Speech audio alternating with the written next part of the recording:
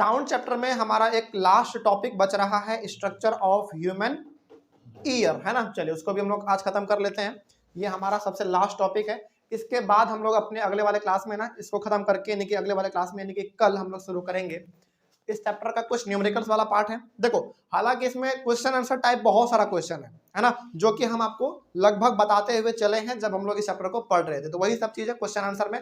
लेकिन इसका न्यूमेरिकल्स थोड़ा सा इंपॉर्टेंट है जो कि हम आपको करवाएंगे, तो उसको हम लोग अपने अगले वाले क्लास में कर लेंगे, ठीक है ना। चलिए तो आज हम लोग बात करेंगे स्ट्रक्चर ऑफ ह्यूमन ईयर के बारे में, यानी कि नेचर ने हम लोगों को एक बहुत ही खूबसूरत सा ऑर्गन दिया है जिसके वजह से हम लोग अपने इन्वायरमेंट में घटने वाले साउंड को, प्रोड्यूस होने वाले साउंड को हम लोग सुन लेते हैं, है ना। चलिए उसी को हम लोग कहेंगे ईयर। लेकिन ईयर किस प्रकार से काम करता है ना, इसमें कौन कौन से इंपॉर्टेंट पार्ट हैं उसको हम लोग आज डिस्कस करेंगे। देखिए ध्यान से, खास करके ईयर में 3 पार्ट है आपका। पहला है आपका आउटर ईयर, उसके बाद मिडिल ईयर और उसके बाद इनर ईयर, है ना। चलिए इसके बारे में हम लोग एक एक करके बात करेंगे। सबसे पहला डायग्राम आप देखिए, डायग्राम में कुछ इंपॉर्टेंट पॉइंट है जिसको कि हमने लिखा है, तो इसको समझने में उतना परेशानी नहीं होगा। देखिए ध्यान से, सबसे पहला हमारा है ये पिन्ना। पिन्ना क्या होता है? PINNA, pinna. ये वाला पार्ट है, ये वाला आपको दिख रहा है पूरा स्किन, यही आपका है पिन्ना, ये दोनों, ठीक है ना। ये आपका पिन्ना हो गया। तो ये क्या करता है ना, अब देखो बॉडी पार्ट तो लिखा हुआ है, इसका फंक्शन भी हम लोग समझते हुए चलते हैं। ये पिन्ना क्या करता है ना, आसपास में जितने भी साउंड क्रिएट हो रहा है उसको ये कलेक्ट करता है। कलेक्ट करने का काम किसका है? इसका है, पिन्ना का, ठीक है। नहीं, वो अपने आप यहाँ पे आता है, region of compression, region of rarefaction की वजह से हमने पढ़ाया आपको। तो बार बार एनवायरमेंट में region of compression, region of rarefaction, compression, rarefaction बार बार प्रोड्यूस होगा तो हमारे कान तक भी आएगा, है ना। चलो अब आपको लग रहा होगा कि सर कान में भी छेद है, नाक में भी छेद है, तो फिर नाक से क्यों नहीं सुनते हैं, कान से क्यों सुनते हैं? देखो यदि ऐसा होता तो फिर आदमी उठपटांग नहीं लगता देखने में, है ना। नेचर हर चीज मतलब खूबसूरती से बनाया गया इस चीज को, है ना। चलिए आगे बढ़ते हैं फिर। तो साउंड को कलेक्ट करने का काम, सराउंडिंग से कलेक्ट करने का काम है हमारे पिन्ना का, ठीक है। अब जब यहाँ पे हमारा साउंड कलेक्ट हो गया तो कलेक्ट होने के बाद ये धीरे धीरे अंदर एंटर करेगा इस वाले ट्यूब को। ध्यान से देखिए इसको, और डायग्राम को ही आप देखिए, एग्जाम में आएगा आप बता दीजिएगा, ठीक है ना। इस वाले ट्यूब को हम लोग कहते हैं ऑडिटरी कैनल, ठीक है ना। तो अब आपका यहाँ पे पिन्ना में साउंड कलेक्ट हुआ, वो धीरे धीरे आगे बढ़ेगा, इस वाले ट्यूब में आएगा, उसको हम लोग कहेंगे ऑडिटरी कैनल। हाँ, कान में जो गंदा रहता है वो इसी में रहता है, हाँ इसी में रहता है, ठीक है। इसी को हम लोग कहते हैं ऑडिटरी कैनल। अब ऑडिटरी कैनल के बाद एक आपको यहाँ पे मेम्ब्रेन दिखेगा। मेम्ब्रेन का मतलब झिल्ली, झिल्ली का मतलब एक परत, लेयर, है ना। उसको हम लोग कहेंगे ईयर ड्रम।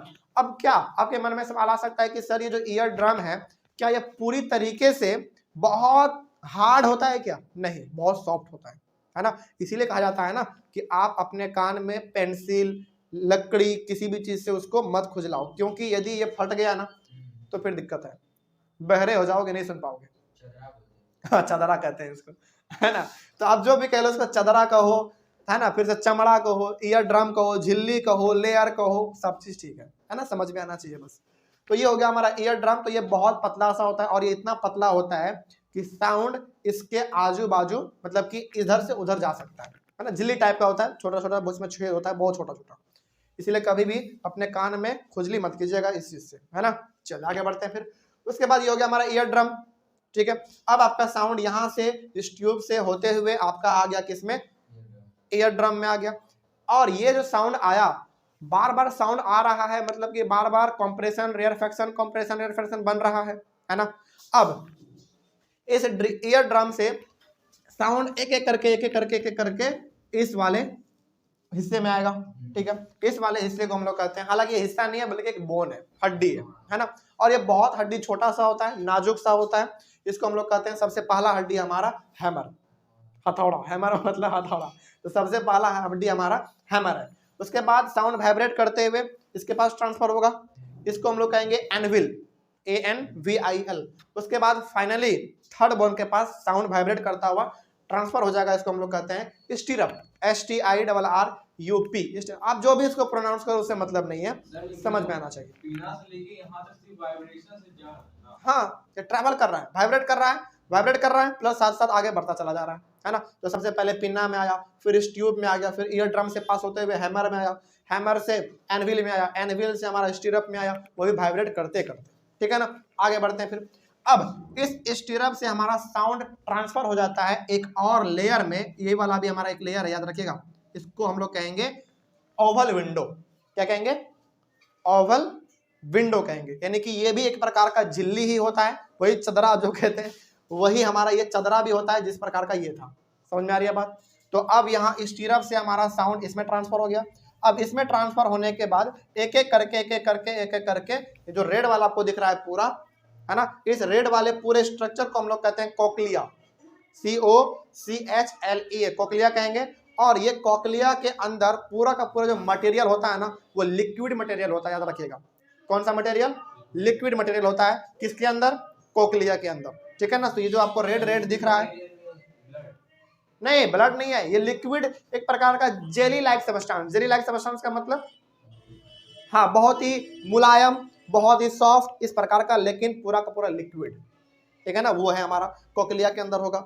अब इसमें ना आपको ये समझना है कि जो हमारा स्टीरअप से साउंड ट्रांसफर होकर इस कोक्लिया में आया था, ये साउंड अब ना इलेक्ट्रिकल सिग्नल में कन्वर्ट हो जाता है। क्या ये हम करते हैं क्या? नहीं, ये अपने आप होता है। और वो करता कौन है? कोक्लिया करता है। करंट नहीं कर सकते, इलेक्ट्रिकल सिग्नल, हाँ करंट ही कह लो, कोई दिक्कत नहीं है ना। तो इलेक्ट्रिकल सिग्नल में कन्वर्ट हो गया, ऑटोमेटिक है ये सब सिस्टम। इसीलिए तो कहते हैं ना हम, हमारा जो बॉडी है ना, नेचर बड़ा सोच समझ के बनाया है। समझ के बात को? चलिए, अच्छा चलो यहाँ पे ना एक चीज और बता देते हैं हम। जैसा कि हमने आपको स्क्रीन पे पढ़ाया था कि ह्यूमन बींग्स 20 हर्ट्ज से लेकर 20,000 हर्ट्ज तक के साउंड को ही सुन सकता है ना। अब आपके मन में सवाल आना चाहिए कि सर ह्यूमन बींग्स 20 हर्ट्ज से ऊपर का या फिर 20 हर्ट्ज के नीचे का आवाज क्यों नहीं सुन सकता है? सपोज कीजिए कि यदि वो सुन पाता तो हमारे ब्लड भी क्या हो रहे हैं? बराबर सर्कुलेट हो रहे हैं लगातार, उसमें भी आवाज है कि नहीं है? यानी कि आप एक लोटा पानी ऊपर से नीचे गिराओ तो उसमें भी आवाज होता है। उसी प्रकार से जब हमारा ब्लड सर्कुलेट करता है तो उसमें भी आवाज है। तो सोचो यदि हम 20 हर्ट्ज से नीचे वाले साउंड को भी सुन पाते तो हमारा ब्रेन ना हर वक्त साउंड सुनता, जिसके वजह से हम स्टेबल नहीं रह पाते, पगला जाते। समझ रहे बात को? इस प्रकार से, इसीलिए हमारा नेचर इस प्रकार का है, ये कहता है कि आपको सब कुछ नहीं सुनना है। यदि आप सब कुछ सुनने लगोगे ना तो आपका दिमाग ब्लास्ट हो जाएगा। अच्छा, अब आपको जानकर बड़ी हैरानी होगी, जैसे अभी हम हाथ ऐसे ऐसे कर रहे हैं, रिलैक्स कॉन्ट्रैक्ट हमारा मसल्स हो रहा है, तो यहाँ पे भी क्रैम्प हो रहा है, यानी कि यहाँ पे भी साउंड क्रिएट हो रहा है, लेकिन क्या आपको सुनाई पड़ रहा है? मान लो यदि ये सुनाई पड़ता तो हर वक्त हम लोग कुछ ना कुछ करते रहते हैं मूवमेंट अपने बॉडी में, नहीं भी कुछ करते तो ब्लड सर्कुलेट करता रहता, जिसकी वजह से साउंड क्रिएट होता, हमारे माइंड में वो बार बार जाता, और तो माइंड को अस्थिर रहने का समय कभी मिल ही नहीं पाता। इस वजह से हमारा माइंड काम नहीं कर पाता बढ़िया से, डिस्टर्ब रहता हमेशा, है ना। तो ये समस्या है, और इसीलिए नेचर कहता है कि नहीं, आपको सब कुछ नहीं सुनना है, सब कुछ सुनने लगे तो फिर पगला जाओगे, है ना। तो आप केवल 20 हर्ट्ज से लेकर 20,000 हर्ट्ज तक के आवाज को ही सुनो, उतना काफी है ना। तो वही चीज यहाँ पे है कि अब हमारा साउंड इलेक्ट्रिकल सिग्नल में कन्वर्ट हो गया, कहाँ पे? कोक्लिया के अंदर। अब ये इलेक्ट्रिकल सिग्नल में कन्वर्ट होने के बाद उस इलेक्ट्रिकल सिग्नल को ब्रेन तक लेके जाने का काम है ऑडिटरी नर्व का, याद रखिएगा, ऑडिटरी नर्व का। और ब्रेन उस इलेक्ट्रिकल सिग्नल को क्या समझता है? साउंड समझ लेता है, इंटरप्रेट कर लेता है कि हाँ, ये जो मेरे पास एक इलेक्ट्रिकल सिग्नल में आया, कौन लेके आया? ऑडिटरी नर्व लेके आया। वो क्या है? एक इलेक्ट्रिकल सिग्नल नहीं है बल्कि एक साउंड है। ये कौन समझता है? ये समझता है आपका ब्रेन। समझ में आ गया बात? कोई डाउट इसमें? तो एक बार यदि ह्यूमन ईयर को लगातार एक सांस में बोलना हो तो ऐसे बोल सकते हैं हम लोग, कोशिश करते हैं, ठीक है। एनवायरमेंट से साउंड कलेक्ट करने का काम पीना का है, उसके बाद वो साउंड मूव करते करते आएगा हमारा इस ऑडिटरी कैनाल में, ऑडिटरी कैनाल से फिर ट्रांसफर होगा हमारा ईयर ड्रम में, ईयर ड्रम के पास से होके फिर गुजर जाएगा हमारा हैमर के पास आएगा, हैमर से एनविल के पास, एनविल से स्टीरअप के पास, स्टीरअप से ओवल विंडो के पास, ओवल विंडो से जैसे ही हमारा साउंड कोक्लिया में जाएगा, वो कोक्लिया क्या पूरी तरीके से लिक्विड है ना, उसमें जब जाएगा तो वो साउंड हमारा इलेक्ट्रिकल सिग्नल में कन्वर्ट हो जाएगा। नहीं, ओवल विंडो तो बस एक लेयर है, गेट है, उसको क्रॉस करना है बस, है ना। ओवल विंडो एक मेम्ब्रेन है, गेट है, उसको क्रॉस करके ये हमारा कोक्लिया में आएगा।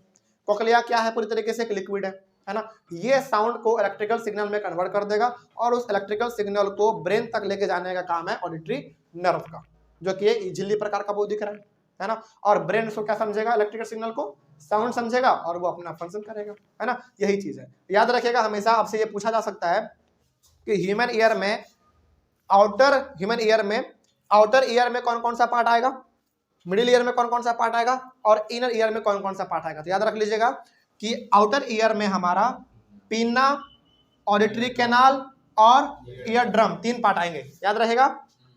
आउटर ईयर में पिन्ना, ऑडिटरी कैनाल और ईयर ड्रम, ये 3 आएंगे बस। मिडिल ईयर में आपका वो तीनों बोन आएगा, केवल हैमर, एनविल और स्टीरअप, बस 3 बोन आएंगे उसमें। हाँ, ये तीनों बोन है ना। बहुत सॉफ्ट बोन होता है, बहुत बड़ा नहीं होता, बहुत छोटा सा होता है। तो ये हमारा तीनों का तीनों बोन इसके अंदर आ जाएगा। उसके बाद बच गया इनर ईयर। इनर ईयर के अंदर में आपका सबसे पहला आएगा ओवल विंडो, कोक्लिया और ऑडिटरी नर्व, बस सिंपल सा बात हो गया, क्लियर है ना। चलिए, कोई डाउट इसमें?